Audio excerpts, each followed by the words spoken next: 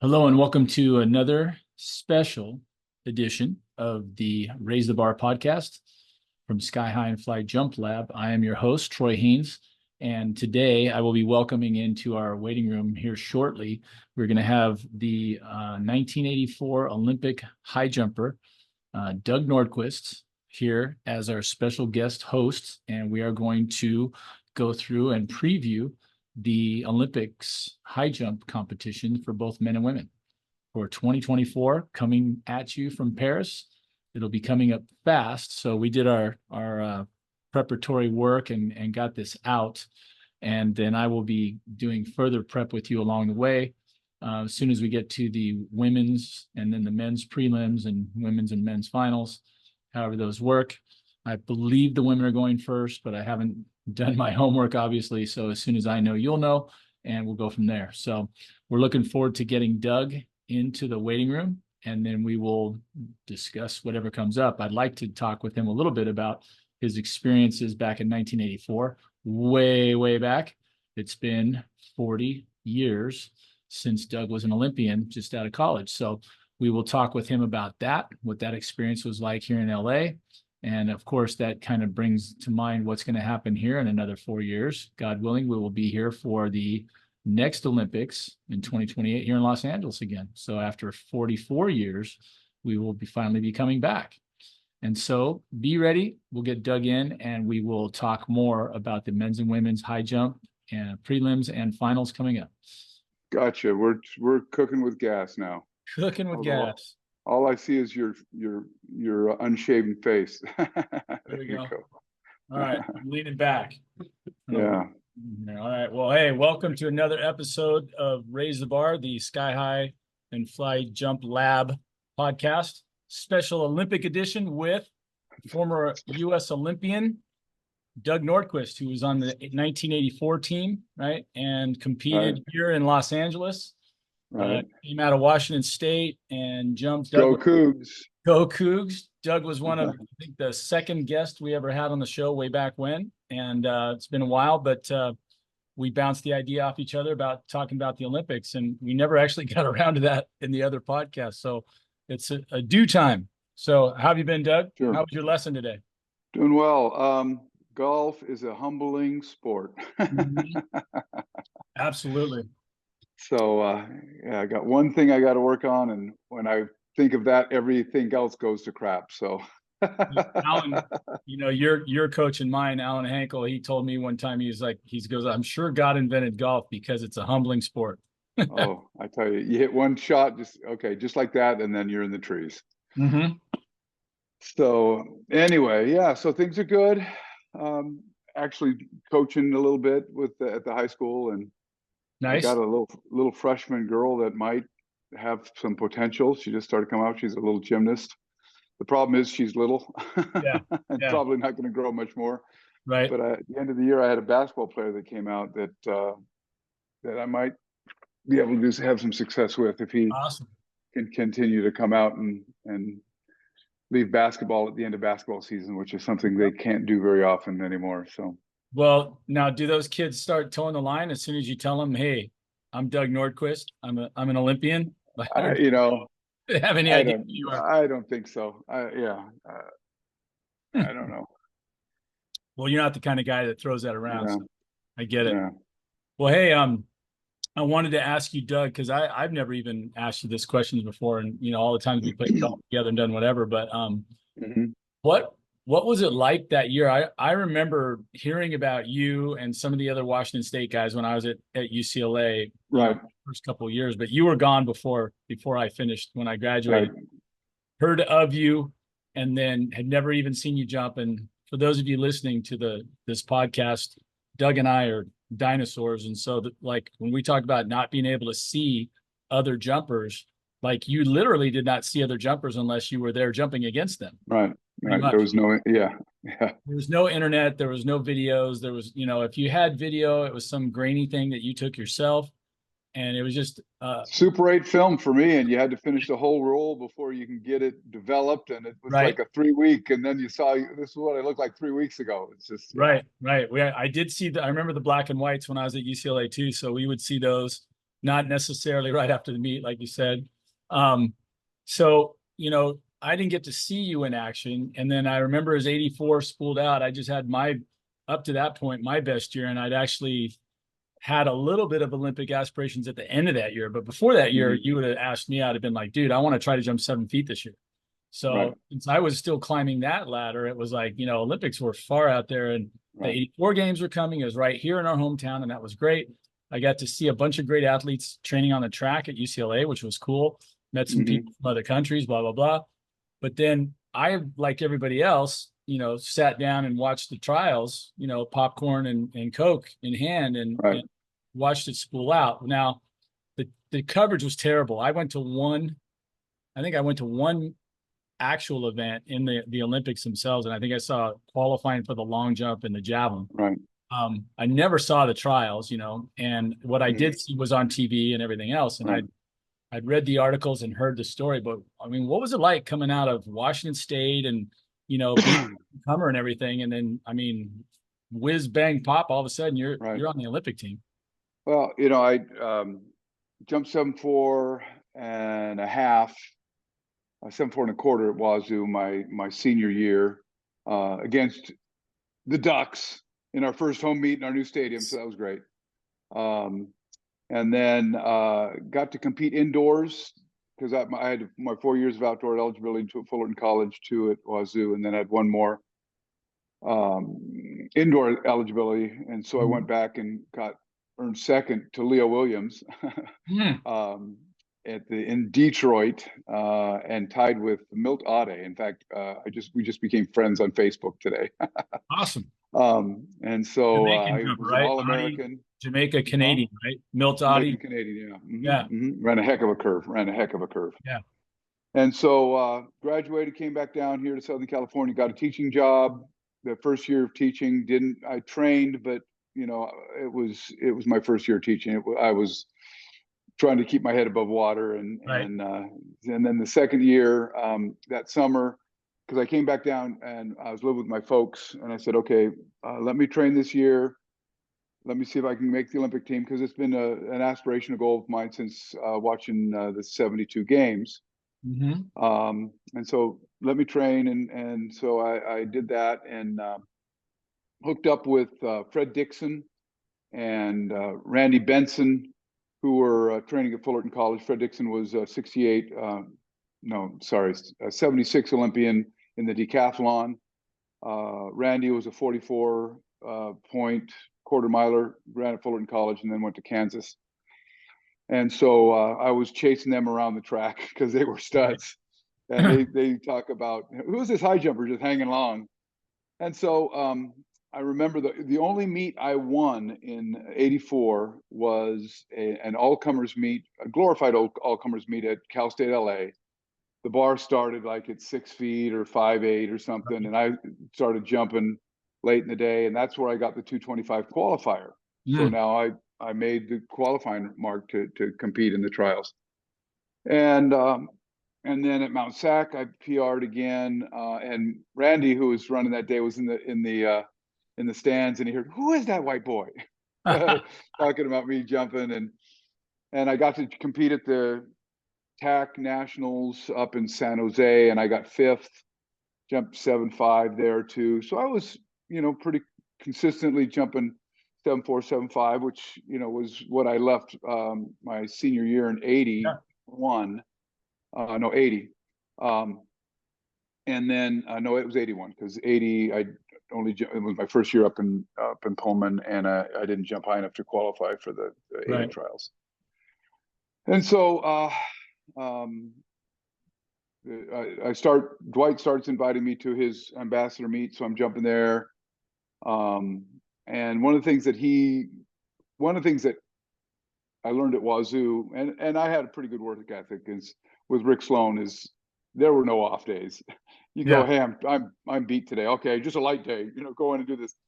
And Dwight said, okay, we got to start tapering off. We got to start relaxing. We got to take, let the body recover. And so, at that point, coming into the trials, I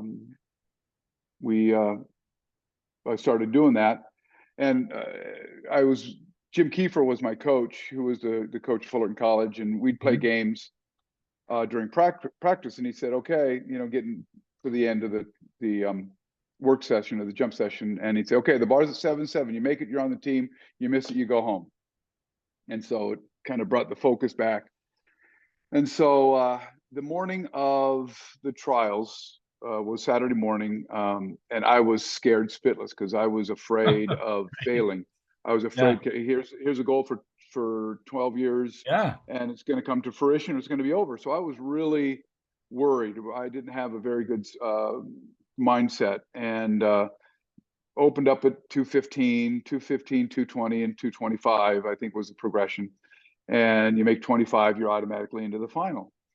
And at that point, they wanted to have 12 in the final. So we're jumping. I jumped 215, I jumped 220, and then 225, bang, bang, bang, I'm out. They had two pits, and our pit was moving faster than the other pit. And I remember sitting there watching, because there are 11 guys that were over 25. And so I'm sitting at the other pit kind of doing the voodoo on the guys to make a miss. You're at 220 with no misses, so 220 no misses. First guy, and so right? And the last guy that was jumping, and I still remember Marshall Broadway, if he made it, it would have been 12 and they would have gone on. And he missed. And so I got into the final on a technicality. So I went home that night and locked myself in my room and put on the official Olympic album, which had a bunch of good stuff in the John Williams Olympic fanfare and theme. Right. It was just spectacular. I still hear it and I get goosebumps. Yeah. And I was very mad at myself for jumping so poorly and not competing at the level I knew I could. And I got in on somebody else's misfortune, and I didn't like that. So I said, okay, I gotta jump the way I need to jump. And if I'm going to get in, I'm going to get in on my own. I'm not going to, someone's going to have to jump high to beat me, and I'm not going to beat myself. So the next morning, got up, went over to the, drove into the Coliseum, and made, 20, 15, 20, 25. Then I went to 28, and I missed, and then I made it. So that was my first PR. And so I was in fourth place because of that miss. Milt Good, Leo Williams, and Dwight were ahead of me, and it got back to third attempt at 7-7, and Leo was jumping in front of me, and he went in, planted, and twisted his ankle. He's wreathing in in pain in the pit, and I'm thinking, okay, if he's third and he's injured, I'm in. And I go, I don't want to get in on somebody else's misfortune. So here it was, third attempt, 7-7. I make it. If I'm on the team and I miss it, I'm gone. Just like Jim had you do in practice. Like we do it in practice. And that was probably one of the few times I actually did make it. Right. And when we did it in practice, the bar was probably at 6'8", 6'10". It wasn't at 7'7". Right. And then, it was a whirlwind. Got to travel to my first international meet, the Canada Day high jump with Dwight, and just trained, and it was a special time, but again, the only meet, and I tell this to the kids, if you define success as winning and getting first place, you'll be disappointed. And that was the only meet I won all year, and I got to go to Europe, the Olympics, trials, finals, several meets in Europe, and it was one of my most successful years, because of PRs and the experiences I was able to earn. Yeah. So that got me to the Olympics. You made it onto the team. You're the number 2 behind Dwight, right? So it was Dwight, then you, then Milton Good. Milton Good, right? 2 community college guys. Now, and Joe Rodan was this far from making 7-7. He had a jump that was just one of those bars that wiggles and it just drops straight down, and it was close. Wow. Yeah, you talk about, they talk about football's a game of inches. Well, high jumping is definitely a game of centimeters. And golf is a game of inches. Yes. Into the bunker, onto the green. Or the lip out putt. Right, exactly. Oh my gosh. So you're the number 2.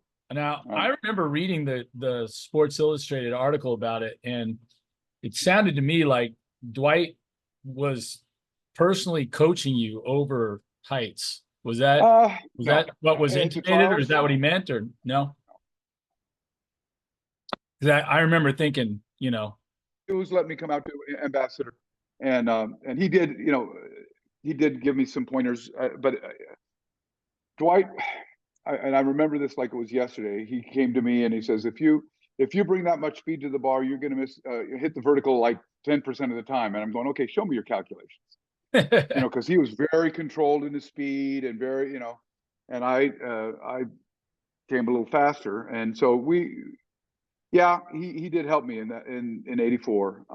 But as far as the out on the training apron or during, yeah. it was, we were out there. So Now, this is an interesting side topic, because Dwight comes up and we're talking high jump from time to time. mm-hmm. So I tell the kids that I train, and anywhere from junior Olympians to a couple of college / elite types, and I said, I've learned a lot from Dwight Mm-hmm. just by watching, and Right. not necessarily listening, but just watching. Like, I remember him doing his visualization thing. Right. I was a kid, I'm going, what the heck is this guy doing? He's standing there going like this, and he's and when they asked him about it, he said, well, I'm visualizing my curve, and I'm visualizing the step sequence and everything else. And I the things that I like, I tend to steal. So I remember thinking, well, that seems brilliant to me. If I can get visual mental reps in, they're free. Like, they don't hurt, right? They don't cost me, I mean, a little bit of mental energy, but they're not draining, right? They're not like taking a full attempt at 7.7. So, there's that value. I remember he was one of the first guys to bring out a chiropractor. I remember them doing a thing, and they're showing the guy on the table and cracking his neck and everything. I'm like, oh, chiropractors sound so cool. Like, I could use one of those. And so. Oh yeah, he turned me on to chiropractic, and I was using his chiropractor for a long time. And then the mental imagery, we all stole that from him. Yeah. And if you go back now, because I do a leadership thing with kids, and talk about positive mindset and how that really affects, and they talk about imagery, and it's really a powerful tool. They talked about guys that were prisoners of war that were in isolation, and they practiced their piano, or a guy walked the golf course, every golf course he played, and he'd take a 5-hour round because he had nowhere to go, so he'd walk every step, hit every shot. He came back out of being in a prisoner of war, and he was a single digit handicap, and the guy could play the same songs that he could play when he went in, just because of that mental imagery. So that's proven beyond a shadow of doubt that does help. And so he brought that to the fore. Interesting. Yeah. So definitely a pioneer. I don't know if he invented it, if someone taught him or whatever, but it definitely got some airtime, right? Because of so. All right. So you make it. The interesting thing was, like, Dwight broke the American record at that meet, right? Right. The trials. 234. 7.8, 234. You jumped 7.7, which was a new PR. 231, right? 231. And then I think Milt jumped 7.5 3/4. Did I get that right? Right. He jumped 5 3/4. And Leo jumped 5 3/4. 5 3/4. But he rolled his ankle. 7.7. Joe Redan jumped 5 3/4. Yeah. So all those marks would have been on the team this year.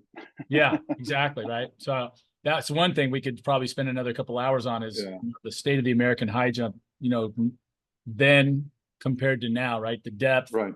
What's happened? Why do we not have as many guys? Like, how many guys were at the trials that you said they had 2 pits going, which I find amazing. Yeah, 2 pits, but it was 2 heights, and it was done, I think, 20, 24 made it, I think. 2022, it was, but during the final, they dropped like 5 flies. It wasn't very deep. Yeah. Very disappointing. What was the number you threw at me when you guys went in '84? Weren't there like 52? 52 guys made. I think it was 24, 25. I'm. Yeah. The second thing that goes your memory, I don't remember what the first thing is, but right. Yeah, but there were 52 guys, right. And it was 2 pits, and it was a arduous qualification. It took a long time. Yeah, so that's 26 guys on a pit. That's still huge. Yeah, it's a long time through. Now, they didn't do anything like moving flights of 5, right? It was, do you just go one time through? How do they shorten that up? I don't know. I don't remember. I mean, if you take a jump and miss, you're waiting around for a Yeah, while. I think they were doing the rotation. I don't think that they were going straight down. That wouldn't be fair. Yeah, it's so long, and like you said, so much Yeah, time goes into it. Okay, it's like so playing a 6-hour rounds of golf. yeah, Yeah. yeah. So you had the excitement of the trials, and then you got to Mhm. roll around. You got to go to Right, internationally and get your feet wet, right? Seeing some of these right. different guys, whatnot. Now you come back, you're at the games. Like, how did that go? Did you hang out at the Olympic Village? Like, what? I mean, I have Well, so being many questions. growing up and living in Southern California, I had the ability to go in and get pumped up and then go home. Right. So I didn't get over excited, over pumped up too much. Oversaturated. Yeah. But yeah. But it was, I competed in Washington, Oregon, and Arizona. I got to go to Baton Rouge, and I think we went to one indoor meet in St. Louis or something. That was my Widespread travels. jump Yeah. experience. Exactly. Yeah. So we go in there, and I'm seeing guys with guns walking around the village, machine gun turrets on top of it. We stayed at the SC village, and the elevator door opens, and there's two guys with rifles strapped to them, and come on in. I'll wait for them. No, come on. Okay, we'll come in. And so I got in there. I think I had to be in there 2 days before. So, and then I sent my first email there. They had a way you can send texts to people in other parts Right.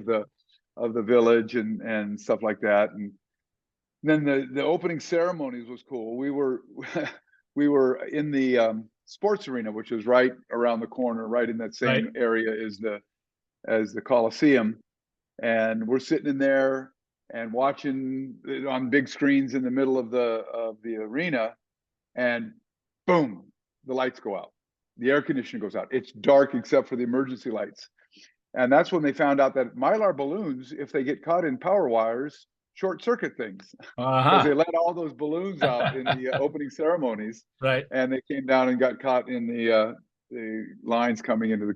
So we were sitting there Interesting. with nothing to do for a couple hours Wow. while the whole opening ceremonies are going on, and then we didn't practice marching. We had a picture when Reagan came, and so we stood out in front of I think it's Heritage Hall or one of those places at SC Village where they had some steps, and we got our picture taken, and then listened to Reagan talk to the team, and I remember I felt like a kid at a parade because I was standing behind the basketball and volleyball team.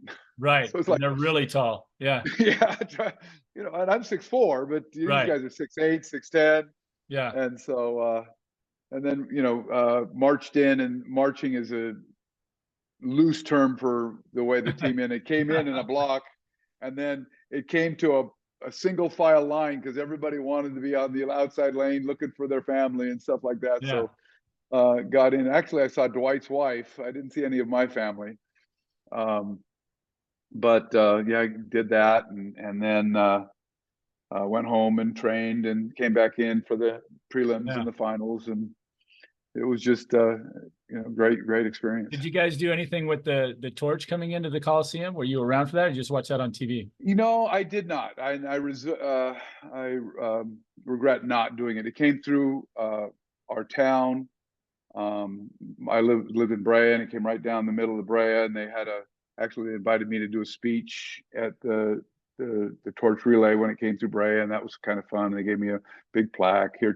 heretofore, son of Brea and all this stuff. So yeah, it was really cool. And then people that getting letters, that was before emails, getting letters from people I hadn't seen in years, Right. and still to this day, I run in. My vacuum cleaner broke, and some high school buddies own a vacuum repair, and they said, "Man, it was so great when you were in the Olympics." And it just still to this day, I get people they'll say, "Oh, I remember this. I was there when I was doing this." Right. And there were twins, the Springer brothers, Jerry and Gary, and they came in about a month or two after the Olympics and gave me a big decoupage pictures from the Olympics, me out there and different signs of. I still have it in my office. It was such a That's awesome. cool gift, Yeah. and it just great memories, great memories. Yeah. So Yeah, I keep remembering the great Rayford Johnson, the decathlete, U.S. decathlete, gold medalist Bruin. Every Bruin function I ever went to, right, he tended to be there. And, right, if you cut Rayford, he bled blue and gold, and right. it was like Yeah, just such a class act, just the ultimate statesman, right, for the sport. Like right, when he came up in his tux and everything, like we had one of my first award banquet at UCLA. He right, comes walking up and does the opening thing, and he's wearing his tux and everything. right, I'm looking around going, oh my gosh, I got the goosebumps and everything else. I'm like, we right. got Rayford Johnson to open up the banquet, let Right, alone bring the torch into the Olympics. right. Pretty Yeah, amazing. they were worried because they went through it so many times. It was so hot, and the stairs were so steep. They were afraid that he might cramp doing Right. that. So I guess they had somebody on the standby in case Right. something cramped. In But yeah, case he that pulls a was hammy up going up the stairs. Yeah. yeah, yeah, because that was to get to that cauldron at the top was Right. going to be interesting. I'm wondering what they're going to do with the cauldron in Paris. I'm wondering if it's going to have anything to do with the Eiffel Tower. I wouldn't be Right. surprised if they somehow I don't know if they Why get it to wouldn't the you? Right. top or Yeah. because it's so iconically Paris. Absolutely. Yeah. And they're taking the barges down the Seine for the athletes for the Right. so Well, it should be interesting. it sounds like a good prop bet, like the Super Bowl. Is Right, the torch going to go up to the top of the Eiffel Tower right, yeah, plus 220? Um, right, let's go to the final itself. Once you went to the Olympics and you're there, right. and now you might have got. Did you get some of your jitters out at the trials? Now you're almost a mini vet, right? You've been to some big meets, Yeah, and you're like ready to roll. I didn't have that many big meets. Well, we had, like I said, we had some meets up at Ambassador, and we had Eddie and East there, and Carlo, and I don't know if Ditmar came, but had Because they some were of the training locally, right? So that was like a little right, yeah. So tune-ups it for was them. like a Yeah, 2 weeks before, and yeah, and Dwight invited him up, and um, but yeah, the only thing I remember from the um the final is seeing my folks outside because at the trials, a great friend of the family was getting married on the day of the final uh-huh. finals. So all of my family was at this wedding, and my dad was the only one that stayed down. That But time, the day of the finals, I met them in the village. They had tickets from every which way in the stadium, trying to right? barter and get the whole family into the stadium. And I remember my dad telling me, no matter what happens, we still love you. And I walked inside the village, broke down, and was crying. Yeah, And it was a release of what pressure I had on myself because, right, you know, it's all gravy from now on out. So, right. I jumped 229, 230. And then I think it went to 33 or 32 and had 3 misses. But I just wanted to know everybody that it was just, I was there and it was just a great Right. experience. And, I at that point, I was still among the greats. I Right. was competing with people that I'd been watching. Dwight was the guy I watched in 72. Yeah. He was, and no matter what happened that year, he beat me by one height. Right. Every time, right? Just by Every one. time. But and just Carlo and or Didi and Zhu Jinhua and just these are the guys that had been what I could see on films and stuff would be the people that I'd be looking up to. And it took me a good year to realize, okay, I'm now earned my spot with them and I'm on Absolutely. par with them. Yeah. Um, and so in '86, I was a lot more successful in my endeavors across the pond, as they say. Right. Well, you had Mogenberg one, you had Joubert take Right, second, you had Juchenwa take third, like you right, said. Dwight took fourth, actually right. jumped higher than any of the Olympics that he'd been in, but didn't medal. Hmm. Right. Right, right, And right, then, right. and you jumped 7-6 and took fifth. Is that right? Fifth, right. All by The yourself? copper or the aluminum. Yeah. Yeah. I would just make, but yeah, and fifth place, Hey, not bad. And then got to nothing go to to sneeze at. Europe Yeah. and compete over there, and it was just it was great. It was Do you really think fun. you and Dwight had maybe a little bit of an advantage after having jumped in the trials there at the Coliseum as well, or were the trials up at Oregon? I can't remember. Oh yeah, I forgot to tell you at the trials, and I think it did because the high jump was going towards the peristyle end, Right. okay, where the cauldron is, and on both sides of the peristyle they had those jumbotrons, they called them, and I forgot what height it was. It was one of the lower heights, and I'm running to the bar, and on the big screen, I was running to the bar, and it was Nice. just a half a second behind where I was, Right. but it's like, oh crap. So knowing that, you just had to bring that focus in to block Yeah. out all that extraneous. And then this is what I hate about golf. In the finals, right behind us was the peristyle end, and that's where every awards ceremony was going. And Yeah. then they'd raise the flags and they'd be doing, like, every time I got to jump, there was an Somebody award just, ceremony going on oh, behind it. And wow. so, you just had to deal with it. You couldn't, hey, wait, no, because you Your never get clock's any running. jumps in. Yeah. Right. Now, oh, the starter's going to start. Can I wait? It's Uh, yeah. Yeah. but Everybody's got that yeah, one built it's in. yeah, we didn't wait on anything. Yeah. Well, that's amazing stuff, Doug. Yeah. Well, hey, we dragged us both out of retirement to talk current high jump, Sure. and you did some amazing work. You gave me the list of the men's qualifiers, which was Right. pretty long and not as Yeah, distinguished 34 as men or yeah. yeah, no, 33 men and 32 women jumping. Yes, absolutely. And when I looked at you gave me the men, or are the The women? women are at the Oh, bottom. Look at the bottom. There's a tab that I tells see it. you. Yeah, yeah. Awesome. Okay, so let's do the men first. Okay. The women will probably go first, right? And don't they save the men Well, for I think the last night? women. You've got oh shoot, Mahuchek. That is just. She's on It's fire right now. Yeah. yeah. I don't see, Anybody beating her? unless she hurts herself. I don't see her losing.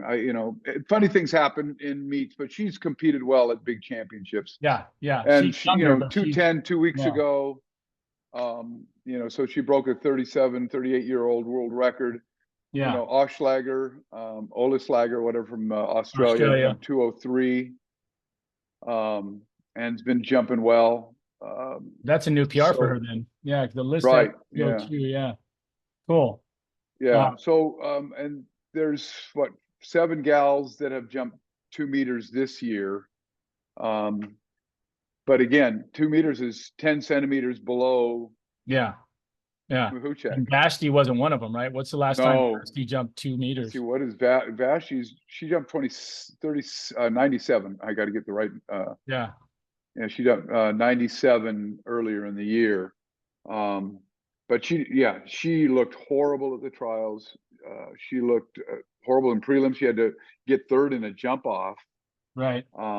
And she, since that indoor world championships in Portland, where she medaled, Yeah. she just has not had success in Yeah. Well, big Rachel world Glenn got meets. a better season going. She jumped 2 meters once. It looks like she's Yeah, on the list. And yeah. I don't know if the meet will let her do the 400 hurdles, and because she qualified for the 400 hurdles too. yeah, that's a tough one. Yeah, Anytime so you I don't throw know. 400 in the middle of your jump, if you're doing them on the same Yeah, day, oh, yeah, what an yeah. energy So, drain. I'm but looking down the yeah, list. Who else? I think that both of the Aussies, those Yeah, I'm Patterson. forgetting Patterson. Yeah, Yeah, she's got that funky arm that people she whips that start arm making around. fun Yeah. of, but she brings it. Yep. She brings the speed to the bar, and Yeah. they say, oh, if she used that arm better, she'd get more force. But I I go don't back know. to what oh gosh, I'm drawing a blank of the number cruncher that we had. Oh gosh, he was the computer guy that did all of our Oh, Chris analysis. Chris No, Richardson. no, no, before, no.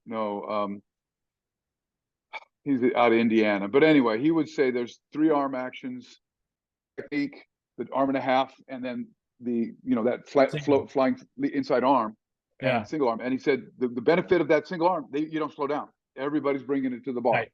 Yep. And it makes you taller too, to make your center mass higher before you hit the ground. Yeah. Right? Yeah. And Jimmy had that, and he brought a lot of speed to the bar. I did the arm and a half that Dwight did, and was able to maintain my speed to the bar pretty well.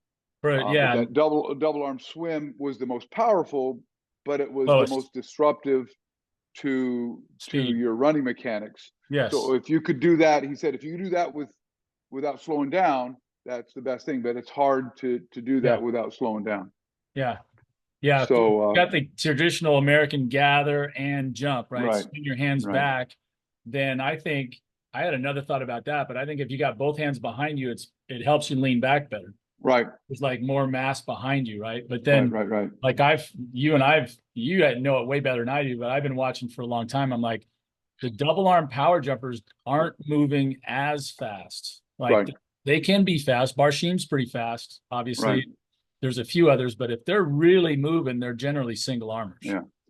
Oh yeah, and Barshim, and I don't know the speed that he's carrying to the bar, but he takes off so far 7 feet away from the bar. Yeah. And he's hitting his peak over the bar. So so he must just flat out be flying. Well, I'm watching it. He's flat out flying, and so is Tom Barry, who. But we probably shouldn't talk about them until we finish talking about the guys. We're already getting off point, but that's all right. Yeah. So Angela Topic, I jumped against her dad. She's been real consistent in the the high 190, 198, 190s. Like, So she's and good. she seems to be jumping.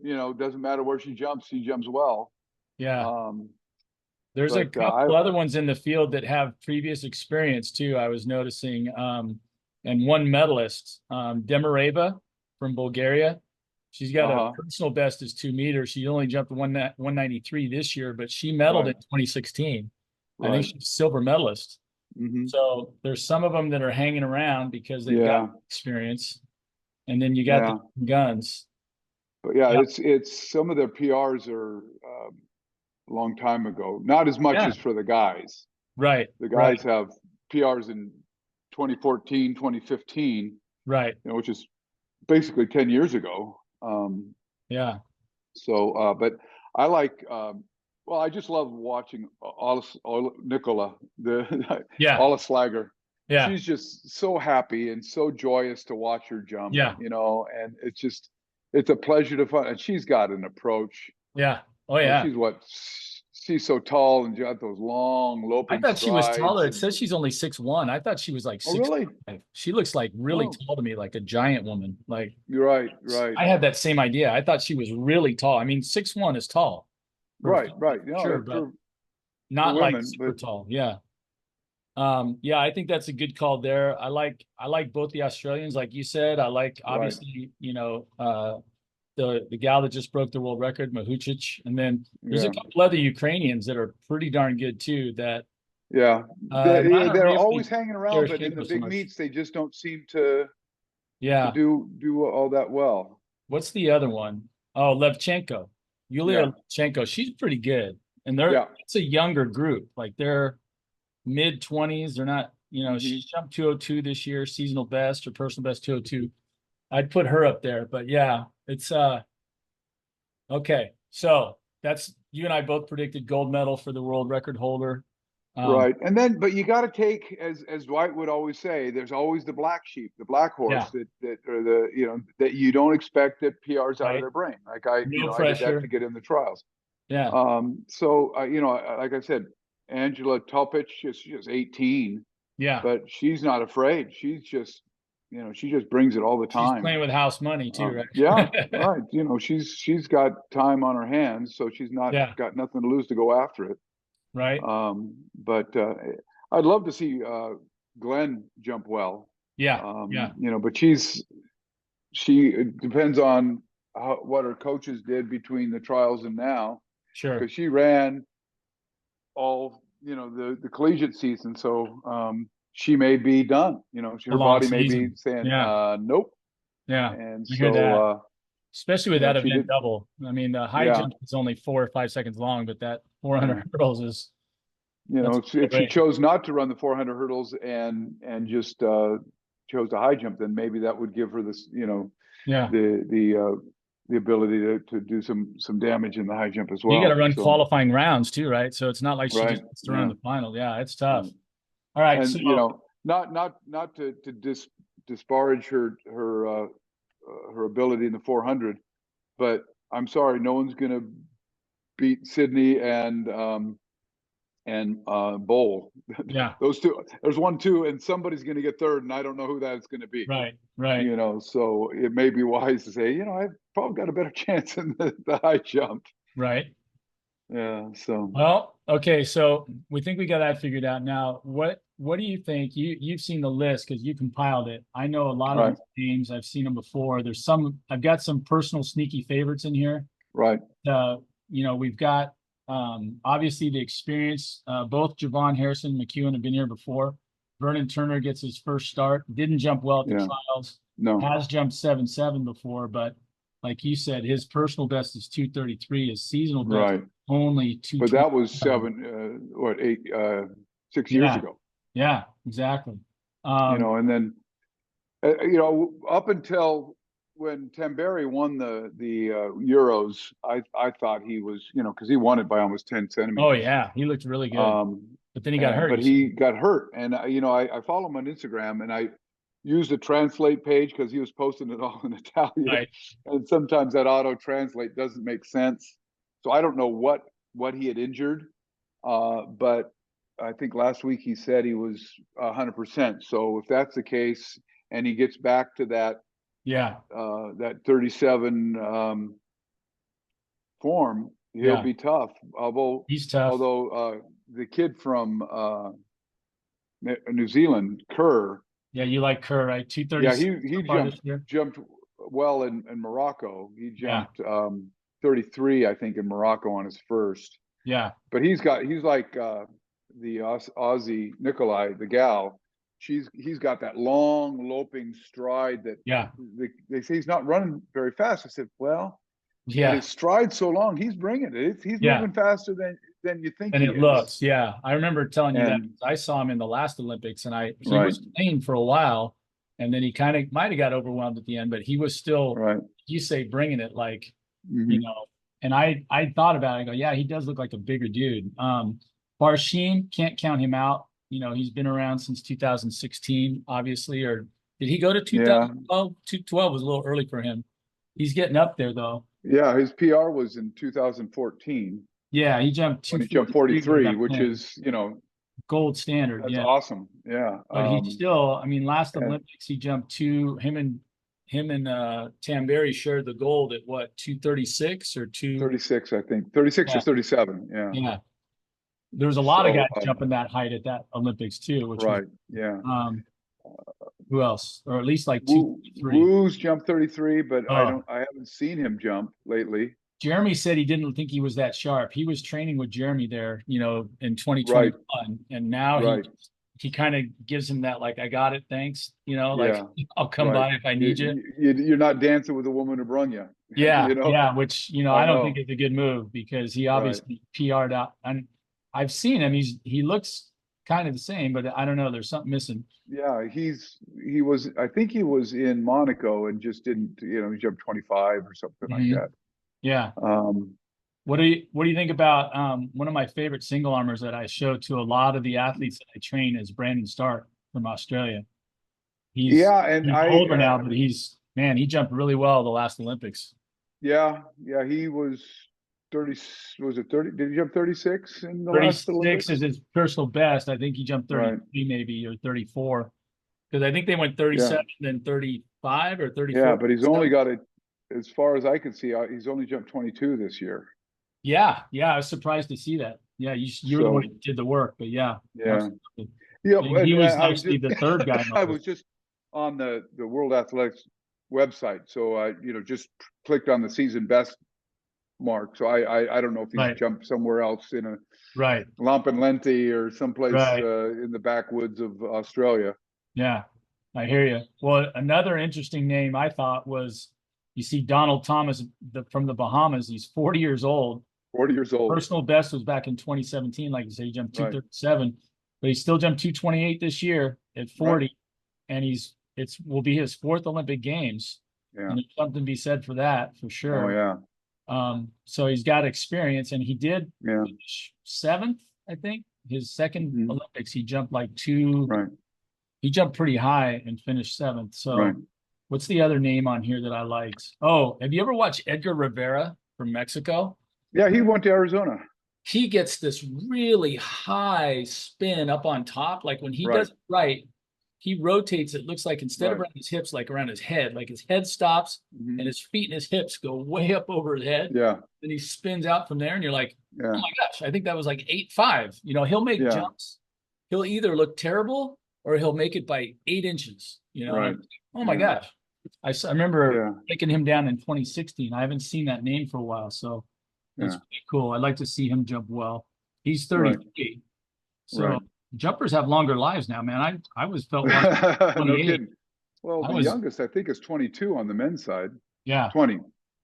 The guy from Rats South Africa. yeah, Yeah. South Africa, Rots maybe. Mhm. 225 with a 226 personal best. Yeah. Yeah. Well, So I'm looking at the marks, the personal best marks and the marks that got in. And, you know, they put Harrison in that got fourth at the trials, which right. he didn't look good prelims or finals. Right. And the frustration I'm sure he's got is he's not doing the long jump. And I think we're in the same boat in the long jump. We don't have anybody that strong in the long jump. And he was great when he did both. Right. And now he's just doing the one, and it looks like he's struggling. So I don't know what, I hope that because he's got a 34 from early in the season. Right. But like I said, at the trials, I don't know if he just figured I don't have to jump at the trials. I'm already in. He just did not look knee was good. bugging him too. Oh, it was? Yeah, I heard that's why he dropped the Yeah. long jump. So, Oh, yeah. but That's too bad. you know, I don't even know where I heard it. It's just like when I say I heard it, literally, it's like, you know, yeah, I don't remember. I don't recognize a lot of other names as I was going through. So Stark has experience. Right. Tara's been to the Olympics before. Obviously, Wu, Kerr, the guy you like from New Zealand. I agree. Yeah. He looks like he's poised to step maybe up onto the medal stand. Yeah. I still got to think either. I mean, what if we get a repeat of, you know, Mutaz and Tamberi? Because that one thing about Mutaz, he always shows up. Like Right. I down, you know, 2016, I heard he was injured going into it, but him Right. against Druin and Bondarenko, and that's one of the best finals I've Mhm. seen. Yeah. I've never seen anybody jump better really than Druin did in winning that gold medal, because he just kept Right. putting pressure on him. He went Right. first and he kept making the bar. Right. I Yeah. remember I saw Barshim actually panic. I'd never seen him do it, Yeah. where he took off and like threw his head back immediately. And I was like, Right. what was that? Yeah. I mean, it's like, and the bar Yeah. was getting up there. I'm like, you can't lay out before you finish your takeoff. Right. You should Yeah. know that better than anybody. But I Yeah. think it's just the pressure that was put on by Druin, you know. But Yeah. he showed up and got silver. That was his only miss when I went and looked at it Right. again, until he missed at the end. And then in 2021, I mean, him and you know, Tamberi didn't miss at all. Yeah. So It was interesting because up. he pulled out of the London meet Mm-hmm. because he said he couldn't get his full approach in on the way the high jump was set up. And I'm going, that's odd. Yeah. So I don't know if because he's got a 31. I don't remember when that was, but yeah, like 7.7. you can't. 31? Yeah, 31. Yeah, you can't count him out if he's healthy. Yeah. You can't count him out. Well, I'm like you. He's one of my favorites to watch because he's nowhere near the bar. Like he's another zip code taken off. Right. But and you know, to use the argument that you were saying earlier that Dwight told you, is that, hey, the faster you're going, the odds of you hitting straight up vertical have to drop, because the mechanics are so difficult at that speed. And I remember thinking, you know what, at that speed, what if you're off by 5%? What if you've got a 5-degree tilt towards the bar? Right. What do? Well, you move farther out and you wait, right? If you're Mm-hmm. patient enough, because yeah, converting straight up and down is tough. You know, I tell my jumpers, I go, I'm trying to buy you time, you know, both Mm-hmm. by increasing your flight time, obviously, and also when are you gonna deal with the bar? Because to me, it looks like too many jumpers are dealing with the bar almost the second their toe leaves the ground. Right. I mean, you can see them sometimes like this, like, Right. what are Yeah. you doing Yeah. that close? You know, how I don't Right. understand how you can operate in there, you know? Right. So I do like seeing the space. I don't know if you watched the one of the last things I saw, but Tamberi, Sue, Stark. I think it had to be. I was watching the 2021 one a couple of weeks ago, and I'm breaking them down because I like to send them to the kids, you know, and say, hey, find out who you think your arm style is like or whatever, you know. And I'm like, first of all, they all run like antelopes. I tell everybody, I jumped against Doug Nordquist, and I go, you don't understand when I'm talking about running a curve. There's running a curve, and then there's leaning left at a 45-degree angle, running so fast you don't fall over. I said, I've never seen anybody run a curve like you. When I try to demonstrate just a boomerang run through, you know, it's lost on the kids. They'll run up and start to accelerate, slow down, drift off to the side. I'm like, no, lean to your left and hit the gas. You know, just see if you can maintain it, you know, all the way through. Because of course the big temptation is to stand up right as you're going to jump, right? And that's the hard torque on your foot and everything. But that particular Olympics, Stark, Tamberi, Barshim, most of the guys that were making 225, then 230 were booming. The guy from Korea, boom. You know, McEwen had a jump at 7.2 early. He made one, then he missed two at the next height. He made one, but the one that he made, I mean, his knee was like 8 inches over the bar. Like, oh my gosh, this guy's got so much potential to jump. You know? Amazing stuff. Well, it should be amazing to watch. I'm trying. What is your game plan on that, by the way? For those of you listening out there, we've been talking for probably over an hour now on this podcast with the great Doug Nordquist here, who was gracious enough to give us his time. How are you going to watch, Doug? What's the way to go? Is it Peacock? Well, you know, yeah, Peacock gets you. They'll isolate an event so you can watch the entire thing. So, and the good thing is you can watch the replay. So what I might do is not go on social media at all. And I talked to some of the kids that I coach. Said, would you be interested in watching the high jump together? And a couple of them said yes. So I might get a room and plug the computer into a big screen TV and or a projection screen, I think is what we have in the classroom now, and sit down and just watch it. So it'd be exciting, especially talk about the qualifying rounds are the part, right? Because how many of these people did you recognize on either list, right? There's a bunch of young guns coming in. So it'd be a blast to just sit there and let's see every. And they do the qualifying. They have a split screen, and they just have one camera guy watching these guys, and during the trials, I think they had to go on, and they didn't have anybody talking, so which is kind of nice because sometimes they got some people talking that aren't maybe the most knowledgeable. Well, we gotta think too. If you're up for it, we can talk about it later. But I still want to do that. You know, if we're not at the meet, then you know, just that same kind of either podcast or live, you know, Instagram, where hey, we're just watching, and it'd be like you know the Manning brothers doing Monday Night Football. We just go, hey, oh man, they didn't accelerate through. Like I remember that time when I was at Mount Sac listening to you and Alan. You're like, nope, nope, or yep, you know, and then 3 steps out. Ooh, no. Yeah, you can tell a lot, you know, going in. But so Peacock, I got a plan.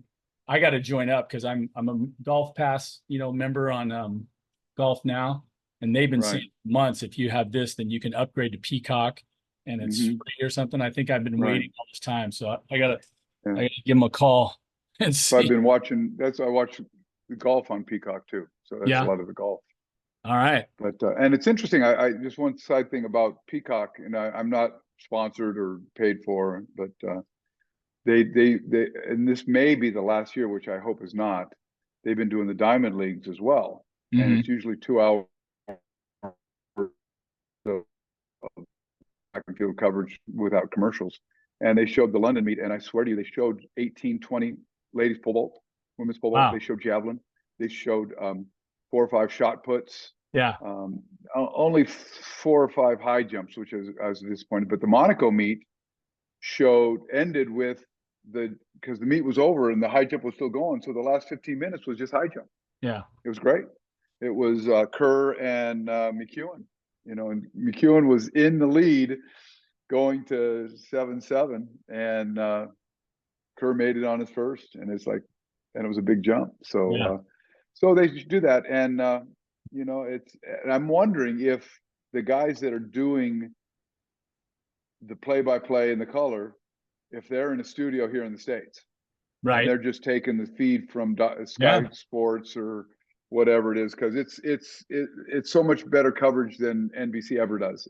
Right.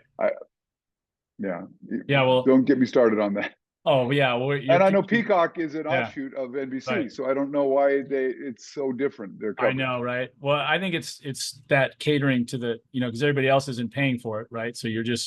you're going to get the commercials and you're going to get it the way we want to package it. Right. Whereas, if you step up and say, I got the premium package, I want this. But yeah, I Right. mean, the way they've been telecasting track and field, and especially the field events forever and a day, has been, we're going to show you the running races, no matter what length it is from beginning to end. So if it's a 10,000, Right. you get to see 33 laps. And in between, the guys are just talking, and it's like, so hey, Bob, how's your daughter doing in Yeah. chemistry this year? And they're just trying to think of something to talk about because the event takes forever. Or my brother, who's a distance runner, will say they'll show every practice start of the 100 and the Yep. bouncing and all this stuff, and go into their life story as they're walking back after doing their Yep. third practice start.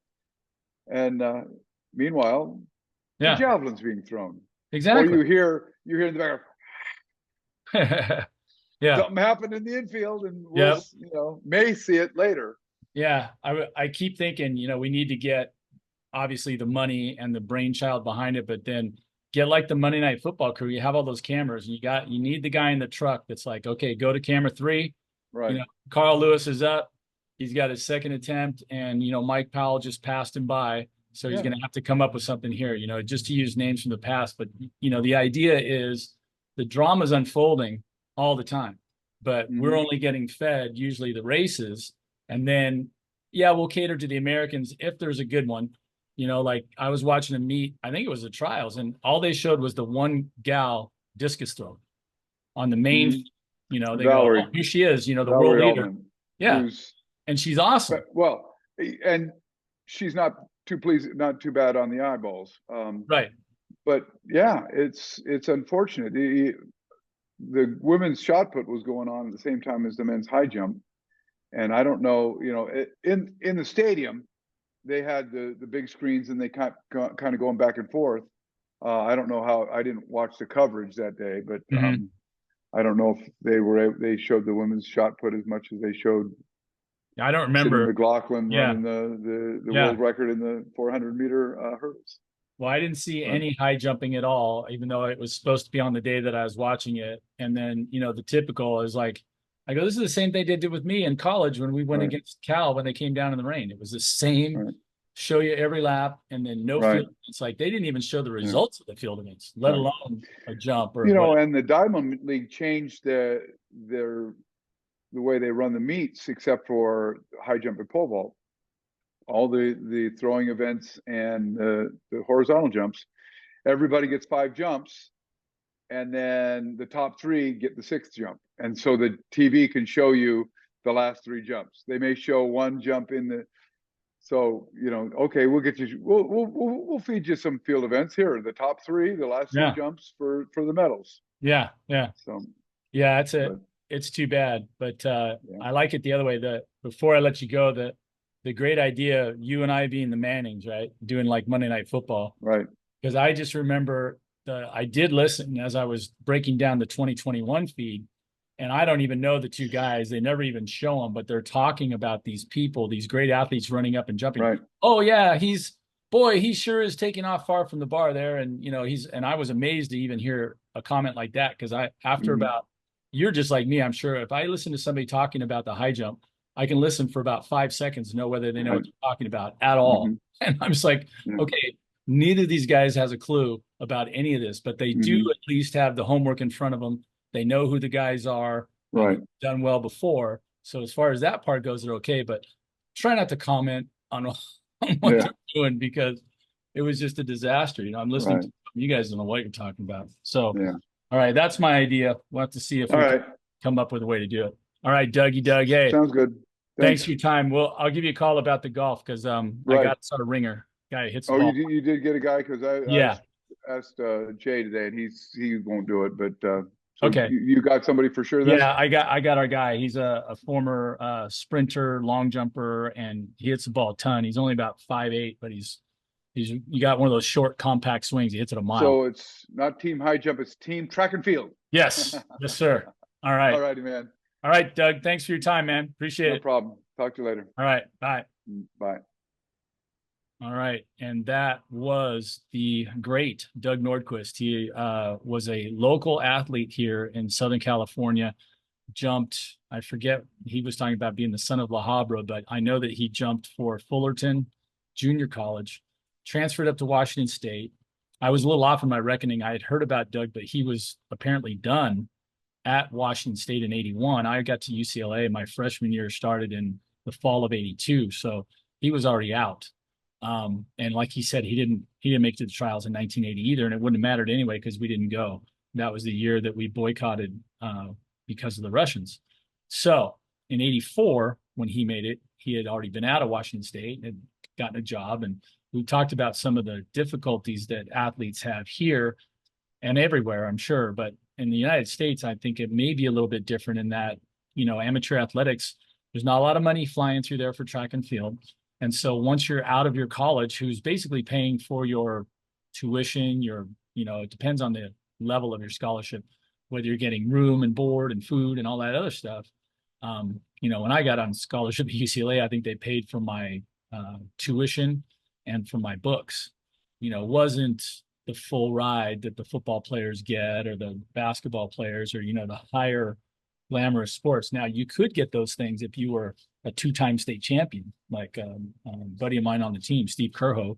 He won the highs and the low hurdles at the state meet, and when he got to UCLA, they're like, okay, yeah, we'll give you the full ride, right? So you go to state like I did, come in 13th, they don't hand you the full ride. So as a matter of fact, I was a walk-on, so nobody wants to hear about that story. We're getting back to the point of Doug, and Doug made it onto the team in 1984, and very humble guy. You're not going to hear him bragging about himself, but he literally, like he said, kind of came out of the woodworks that year and just got on a hot streak. He made it through the trials, PR'd a couple of times, ended up jumping 7.7, came back, 3 or 4 weeks later, when however long that time lag is between the trials and the games, and jumped 7.6 and came in fifth, which is no small feat. The guys that beat him were world record holders. Dietmar Mogenberg from West Germany was a really good jumper. I know he jumped 7.8 3/4 at that meet, which is 236. I don't know if he ever jumped any higher than that. I suspect he probably did. Jin Shuhua from China had already jumped 7.9, which was the world record at the time. He came in third. Joberg ended up jumping 7.11, right? He was always a great jumper from Sweden. And then he finished one jump, like he said, behind Dwight Stones. And Dwight Stones broke the world record several times in his career. So, he coming in fifth in that crowd is very impressive. And, to hear Doug tell it, you wouldn't think it was that big a deal, because he's that humble of a man and athlete. But quite an accomplishment. And we thank Doug for taking the time he gave me my cheat sheet for the whole, deal. The men's and the women's qualifiers and their heights and all that. I found a different one that had the names of them and their ages, but it didn't have their bests. So whatever site he went to, he did a better job, found the one that we needed, and we used it as our crib sheet there to kind of rate the games. And the old guys are still to pick, I think, with the guys. When I say old, I think Barshim may be in his 30s now, early 30s. And, Tamberi, if he's healthy, let's see, Tamberi is 32. Surprisingly, he didn't look that old. And where's Barshim? Barshim is 33. Luis Rivera is 33 in the field. There's Andriy Protsenko from the Ukraine, 36. So we don't have, surprisingly, not some spring chickens. Ryoichi Akamatsu from Japan is 29. So we got some mid-20s. Like we said, we got Donald Thomas from Bahamas, my favorite, 40-year-old, and he's jumped 228 this year with a best of 237. This will be his 4th Olympics. But you got to like Tamberi and Barshim if they're healthy. Doug likes Hamish Kerr from New Zealand. I'd love to see Edgar Rivera jump well again. He's got an interesting style. And Sang-Yuk Woo from Korea, who I think he medaled last time. I think he came in 3rd. But he's seriously good when he's on. When he's running fast and doing what he's doing. He jumped so well in the last Olympics. Another guy that I brought up that Doug said he'd only jumped 222 this year is Brandon Stark, but his personal best is 236. And he jumped well at the last Olympics, and it's also his 3rd Olympic Games. So there you have it. That's the handicapping on the men. The women, we both liked, obviously, the world record holder now from the Ukraine. She's absolutely amazing, and she just jumped 2 meters 10. Mahuchich, Yaroslava. She's got to win it unless she breaks her leg or just freaks out. And this girl is already tried and tested. She's won at all levels and is now, on a roll for sure. Levchenko, I think, is just a little bit less dangerous, but she's jumped 2 meters 2 this year, tying her personal best. So she's on a roll. We've got Rachel Glenn, who's jumped 2 meters, but she's in that quasi land that Doug and I were talking about trying to do the 400 hurdles at the same time. Lamara Diston from Jamaica has jumped 2 meters this year. A lot of these other gals, 197, 199, doesn't mean they can't jump higher. So, it's a crapshoot. You're not really sure. Some people can come through in the clutch. The 2 Australians, obviously, Nicola Olaslagers and Patterson. Nicola got the silver just last time. I think she was leading to right up to the end because the gal that is no longer doing it that won the gold last time, she had a couple misses, and her name's escaping me right now. Somebody send it into the chat, please. But all right, and we looked at that. Again, Vashti Cunningham is just outrageously talented. She's tall, she's fast, she's flexible. She hasn't had her best year, but she has jumped 202 in the past, which you just never know. At a meet like this, you could be jumping, having a terrible season, and all of a sudden something clicks. A little bit, Doug and I both like to golf, and I think a lot of high jumpers like to golf. There's a lot of similarities, a very mental game. But sometimes you're going along and you just find something like, oh, when I take the club back inside, I'm hitting it better today. And then all of a sudden your confidence comes back and you start hitting the ball straight. You're like, oh, this is easy. So who knows? Sometimes you can just click in, and maybe she clicks back into 2.02 meters mode and goes 205 or something and gets a medal. So you just don't know. They might not look good coming in. I do like to pick the ones that are on a roll, though, and I'd be hard pressed to bet against Mahuchich. I don't know what if the sports betting apps have her favored, if they even have it on their radar. Who knows with track and field? But yeah, Patterson has jumped 202 this year. She's dangerous. Doug was mentioning Angelina Topic because he jumped against her dad. So she's only 18 and will probably be playing with house money, jumping like crazy because there's got to be no pressure on her. She got a best of 198, which is just a little short of 6'6". So 6'5", as a matter of fact. And well, there you have it. We have broken it down. We're getting our best look. We had the presence of a former Olympian, which was great. Doug mentioned his buddy there, Leo Williams, who was also on that team in '84. They're 2 of my first Olympic podcast guests, the podcast guests who were Olympians. And Leo was the alternate on that team. He rolled his ankle, but he was in better shape than Milton, but it worked out the way it worked out. And that was about it. So, hey, next time we will check back in. Maybe if I can talk Doug into it, we'll do a simulcast or something of one of the finals. Do something where we're watching and commenting at the same time. And if I get a minute, thanks to all of you who watched the podcast where I broke down Mahučić, the 210 jump, and showed a little bit of Kostadinova from Bulgaria, the one who previously held the record for a long time at 2.09 meters, which was 6'10" and a quarter, which is also an amazing jump. And now, Mahučić jumps 6'210", which is 6'10" and 3/4. Maybe from 210 to 213 is one more height, and she's over 7 feet. 3 centimeters is like another inch and a quarter. I believe that's one of the ones that qualifies as a above 7-foot jump. Means nothing to the Europeans, by the way. If you're an American, 7 feet is a quote unquote barrier everybody's shooting for. Internationally, it's just centimeters, and I don't even know what a barrier is. Is it 2 meters? 2 meters is only 6'6" and 3/4. 220, 230, you start going up by tens, maybe there is some mythical number that we don't know about here. Again, when Sotomayor jumped 245, that's almost 8'1". That was the 8-foot barrier, which he's still the only person to break. So it's kind of mystical for us over here, but over there it's just 245. I think the highest jump after that is Barshim at 243. There's a couple 242s out there like Bondarenko.